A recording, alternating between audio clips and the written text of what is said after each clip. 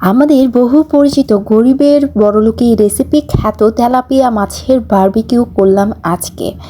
Hello সবাইকে, আজকে প্রথমবারের মতো তেলাপিয়া মাছের বারবিকিউ করলাম। তেলাপিয়া মাছ মূলত অনেকেই অবহেলার চোখে দেখেন, তবে এইভাবে খাওয়ার পর আমার মনে হয় না আর কেউ এইভাবে তেলাপিয়া মাছকে অবহেলাই করবেন। তবে আমি কিন্তু এই প্রথমবার তেলাপিয়া মাছ খেলাম, আমাদের বাসায় প্রথমবার তেলাপিয়া মাছ আনলো। আমি প্রথমেই লেবু মেখে দিয়েছিলাম, যেহেতু তেলাপিয়া মাছে একটা গন্ধ আছে, যাতে গন্ধ না থাকে সেই জন্য আমি একটু লেবু মেখে নিয়েছিলাম। লেবু মেখে প্রায় 1 ঘন্টার মতো রেখে দিয়েছিলাম। আপনাদের হাতে সময় না থাকলে গরম জল দিয়ে ধুয়ে নেবেন। আমি যদিও গন্ধের জন্য গরম জলও দিয়ে ধুয়ে নিয়েছি। তারপরে মশলাপাতি রেডি করে নিব। একটা বাটিতে সব মশলা একসাথে করে নেব, যেমন আদা বাটা, রসুন বাটা, হলুদ গুঁড়া, মরিচ গুঁড়া, জিরা গুঁড়া, ধনিয়া গুঁড়া, গরম মশলা গুঁড়া, তারপর কাঁচামরিচ বাটা। কিছু মিস হয়ে গেল? ও আচ্ছা, টমেটোর সস, তারপর সয়া সস, লবণ, তারপর আমি একটু গুঁড়া দুধ ব্যবহার করেছি, যেহেতু একটু তান্দুরি টাইপের হবে। আসলে ভাজার সময় বা ম্যারিনেট করার সময় এত সুন্দর একটা গন্ধ বের হচ্ছিল যে মনে হচ্ছিল যে এটা অনেক বেশি টেস্টি হবে।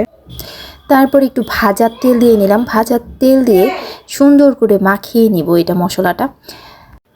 তারপর সবাই মাখিয়ে নিচ্ছি, সুন্দর করে মাখানো হয়ে গেল। হ্যাঁ, একটু মাখানোর জন্য একটু জল ব্যবহার করতে হবে। দেখুন মাছগুলো আমি বড় বড় করে কাটা, মাছের এপাশ ওপাশের মশলাগুলো আমি সুন্দর করে মিশাবো, এমনকি মাছের পেটের মধ্যেও মশলা দিয়ে নিব, যাতে পেটের মধ্যেও মশলা যায়। আমি যদিও অনেকক্ষণ লেবু মাখিয়ে রেখেছিলাম, প্রায় 1 ঘন্টার মতো, আবার এইটা ঠিক 2 ঘন্টা আমি মশলা মেখে এরকম ম্যারিনেট করে রেখে দিব।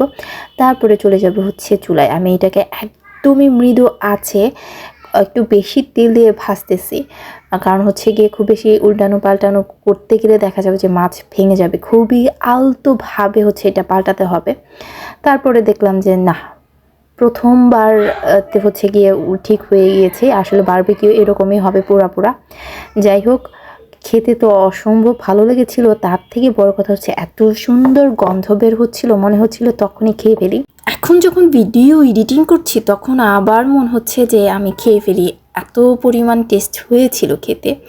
যাই হোক, যদি আপনাদের এই রেসিপিটি অবশ্যই যদি ভালো লেগে থাকে তাহলে অবশ্যই একটু বানিয়ে খাবেন আর কমেন্ট করে জানাবেন। ধন্যবাদ সবাইকে।